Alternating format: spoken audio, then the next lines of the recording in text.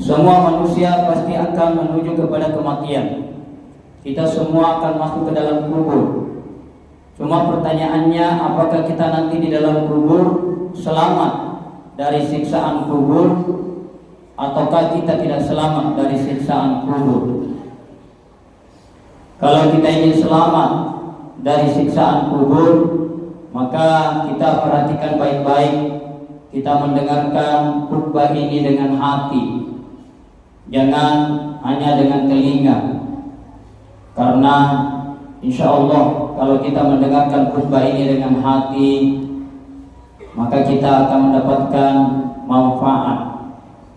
Karena Allah Subhanahu wa taala menjamin nasihat itu bermanfaat, tanfa'ul mu'minin, bermanfaat bagi orang-orang beriman. Ada 3 amal yang saya anjurkan agar supaya kita selamat dari siksaan kubur, sampai nanti selamat di padang mahsyar, selamat di Shiratal Mustaqim, sebelumnya selamat di hisab, di mizan. Yang pertama adalah sholat.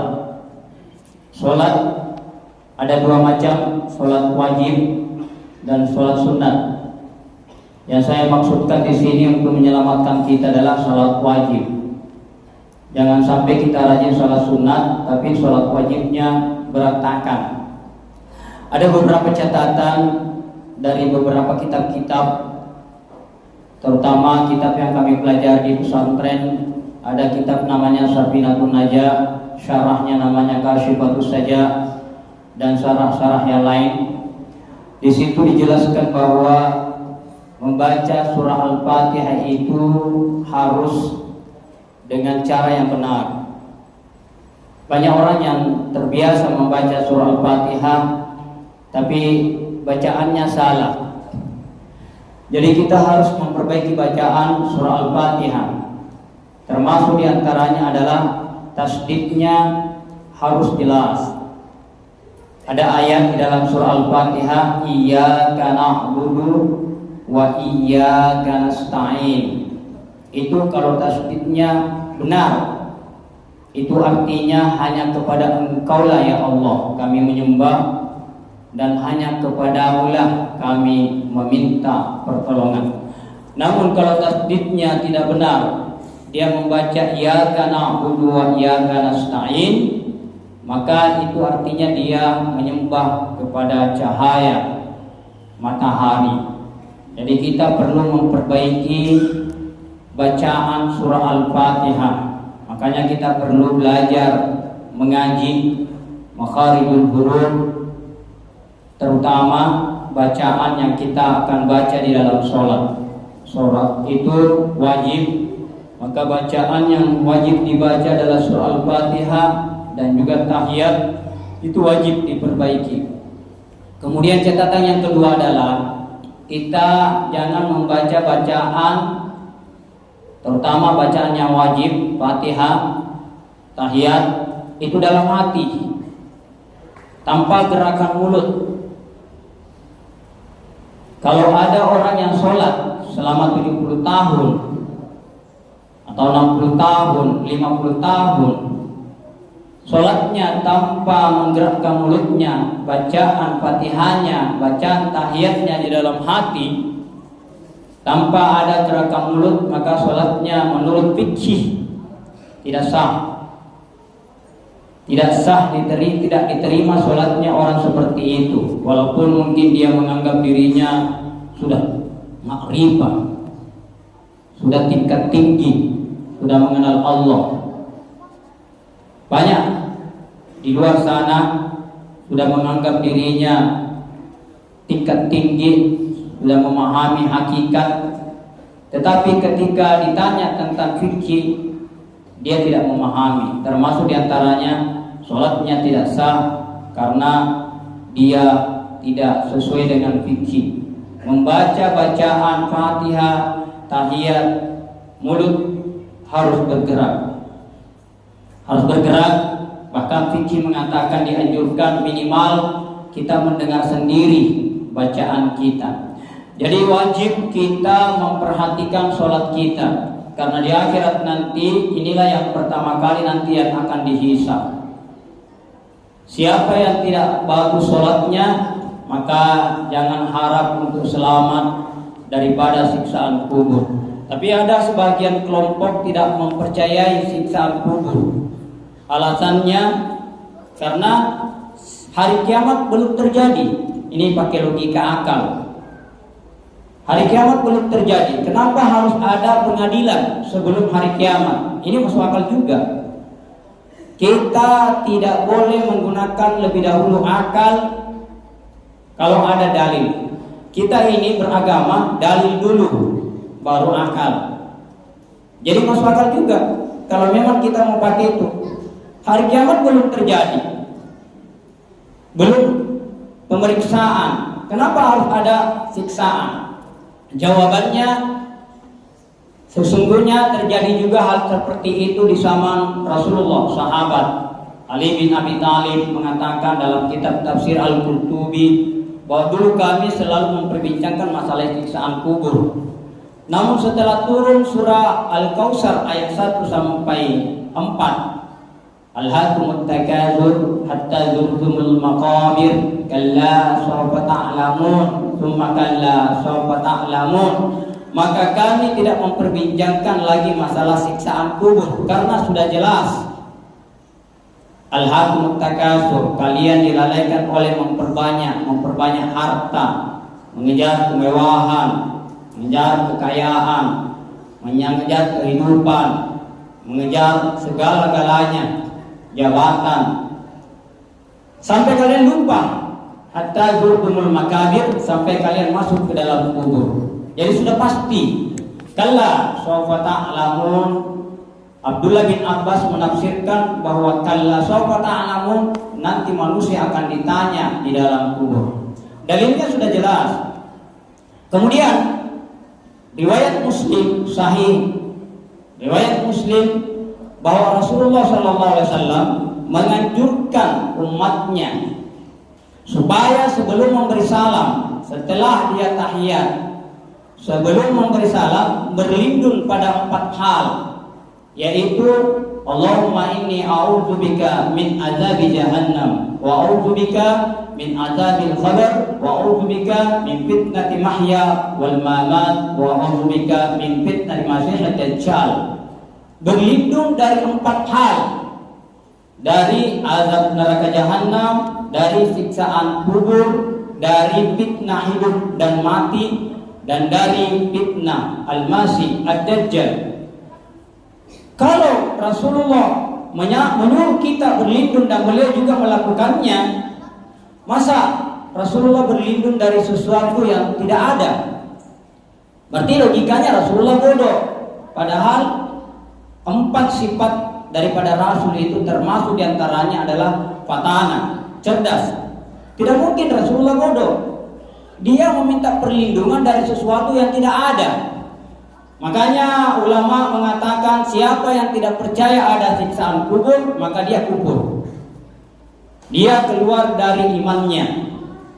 Karena siksaan kubur itu walaupun bukan rukun iman, tapi dia termasuk sam'iyah, wajib dipercayai karena berita dari Rasulullah SAW dan diyakini oleh para sahabat Rasulullah SAW.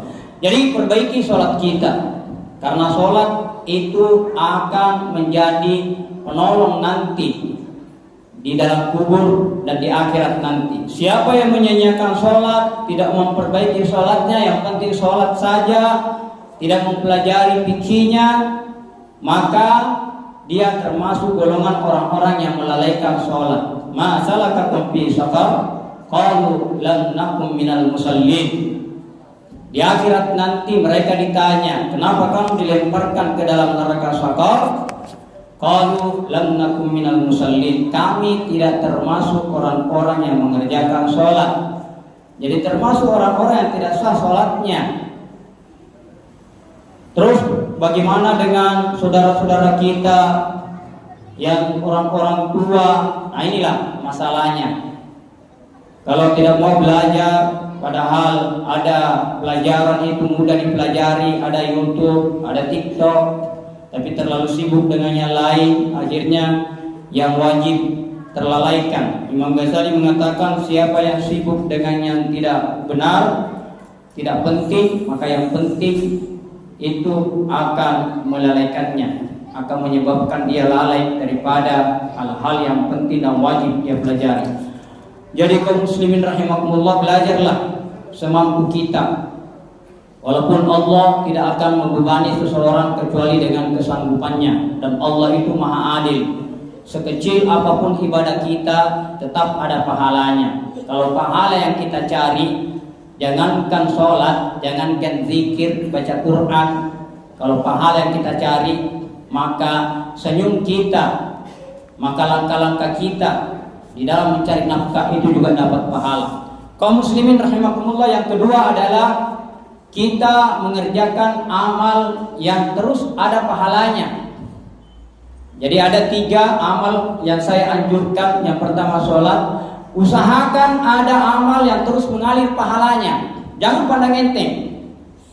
Contohnya masjid tidak ada timbanya, masjid tidak ada embernya atau bocor-bocor mie embernya. Itu pahala amal jariah itu. Setiap detik mengalir pahala. Boleh jadi 40 tahun, 100 tahun, tetap ada timba itu. Kalau kita belikan, ember itu ada di situ. Atau kerannya masjid rusak, kita ganti. Atau grendelnya, pintunya rusak, kita ganti. Setiap detik selama masih terpasang itu grendel, masih terpasang itu keran, masih mengalir di situ air, maka kita akan mendapatkan setiap detik karena masih terpasang. Begitu juga amal jariah kepada anak-anak. Kita mengajar anak-anak mengaji, kita membiayai anak-anak penghafal Quran, mereka makan sehingga mereka bisa mengaji, mereka bisa hidup. Selama anak itu masih hidup, setiap detik kita dapat pahala. Kenapa? Karena kalau kita tidak kasih makan, pasti mati. Tapi karena kita membiayai mereka, memberikan nafkah kepada mereka, mereka hidup. Mereka makan, mereka minum, mereka hidup. Karena mereka hidup, maka mereka bisa beribadah kepada Allah Subhanahu wa taala. Jadi harus ada amal jariah. Ketika kita nanti masuk dalam kubur, boleh jadi keluarga tak, anak-anak tak, saudara-saudara tak sibuk dengan dunianya. Kenapa? Betulnya lagi kita sakaratul maut, nah dia hadir ketawa-ketawa. Dia tidak menyadari bahwa yang dihadapi oleh orang sakaratul maut itu berat sekali. Dia tidak merenungi, apalagi kalau masuk maki dalam kubur. Lalu lupakan maki. Begitu penderitaannya orang sakaratul maut. Asy-Syaikh Mutawalli Sya'rawi memberikan penjelasan tentang hadis Rasulullah, "Iqra'u Yasin ala mautakum." Bacakan surah Yasin kepada orang yang mau mati. Kenapa? Karena orang yang mau mati itu sakaratul maut, itu berat sekali penderitaannya. Ada hadis, begitu beratnya penderitaannya, sekiranya diberikan minuman seluruh air di dunia ini tidak akan hilang hausnya. Ada hadis, begitu beratnya penderitaannya dipukul dengan pedang. Begitu beratnya penderitaannya, sehingga begitu berat, sehingga tidak ada penderitaan di atasnya. Tapi kalau dibacakan surah Yasin, kata Syekh Mutawalli Sya'rawi, satu huruf ada ribuan malaikat turun, satu huruf. Nah, berapa huruf di dalam surah Yasin? Jadi orang itu akan dimudahkan oleh Allah Subhanahu wa taala. Tapi siapa yang hadir, yang menyadari seperti itu? Banyak yang lalai, apalagi kalau perempuan-perempuan biasanya ketawa-ketawa saja, tidak sadar. Apalagi kalau mati. Kalau ada amal jariah, pada saat kita ditanya oleh malaikat Munkar dan Nakir, dalam kitabnya Imam Ibnu Rajab Al-Hambali, Al-Hawal Kubur, dikatakan 7 hari 7 malam orang di dalam kubur, orang beriman akan ditanya. Setiap kali pertanyaannya tidak jawab dengan benar, dia dipukul, dia dihantam dengan palu daripada malaikat Munkar dan Nakir, yang beratnya lebih berat daripada gunung. Jadi kalau kita ingin selamat, ada amal yang mengalir terus pahalanya ke kita ketika kita telah meninggal dunia. Ada Al-Quran, ada sajadah, ada kipas masjid. Kita sudah meninggal, terus mengalir. Ketika kita mau dihantam, dipukul, dapat pahala, datang pahala, tidak jadi dipukul. Kaum muslimin yang terakhir, bagaimana caranya supaya kita selamat dari siksaan kubur? Mari kita memperbanyak salawat kepada Rasulullah Sallallahu Alaihi Wasallam. Alhamdulillah, sekarang kita sudah masuk dalam bulan yang sangat agung, namanya bulan Maulid Rasulullah Sallallahu Alaihi Wasallam. Setiap masjid banyak mengadakan Maulid. Insya Allah, kalau kita bersalawat kepada Rasulullah Sallallahu Alaihi Wasallam, ketika kita datang ke dalam kubur, kemudian kita ditanya tentang Rasulullah Sallallahu Alaihi Wasallam. Karena sebelum kita ditanya pertanyaan yang lain, man rabbuka, Rasulullah datang, kemudian dikatakan kepada kita, siapakah orang ini? Siapa dia? Kalau kita mengenal dia karena kita banyak bersalawat kepada Rasulullah SAW, maka kita akan menjawab, dia adalah Rasulullah SAW. Dia pembawa risalah. Maka kita bersaksi, maka kita selamat. Tidak ada pertanyaan selanjutnya.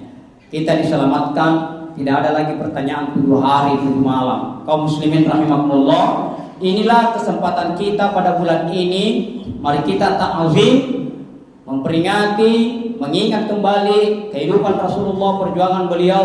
Kalau sekiranya bukan karena beliau, maka kita tidak akan mendapatkan pelajaran Islam. Umar pernah ditanya, bagaimana cintamu kepada saya?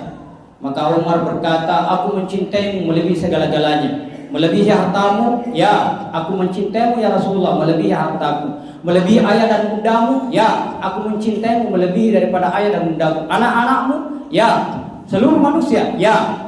Ketika ia ditanya bagaimana tentang dirimu, apakah engkau lebih mencintai aku daripada dirimu?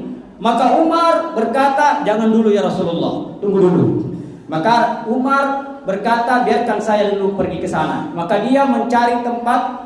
Kemudian dia bertanya kepada dirinya sendiri, wahai Umar, apakah kau mencintai Rasulullah melebihi daripada cintamu kepada dirimu sendiri? Bukankah Rasulullah yang menyebabkan sehingga engkau mengenal Allah?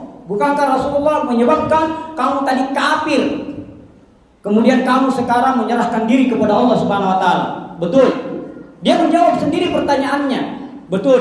Semuanya adalah rahmat dari Allah, tapi sebabnya dari Rasulullah SAW. Kalau begitu, lebih pantas Rasulullah saya lebih cintai daripada diriku sendiri. Maka Umar mendatangi Rasulullah, dia mengatakan, ya Rasulullah, sekarang aku lebih mencintai dirimu daripada diriku sendiri dan seluruh manusia. Kaum muslimin rahimakumullah, Rasulullah nanti akan memberi syafaat ketika seluruh nabi-nabi tidak bisa memberi syafaat. Hanya Rasulullah yang menghadap kepada Allah Subhanahu Wa Taala. Namanya syafaatul uzma. Bahkan seluruh nabi-nabi mengharapkan syafaatnya Rasulullah ketika para pemberi syafaat tidak bisa menghadap kepada Allah. Mudah-mudahan kalau kita memahami ini, maka kita minimal setiap hari bersalawat kepada Rasulullah 10 kali.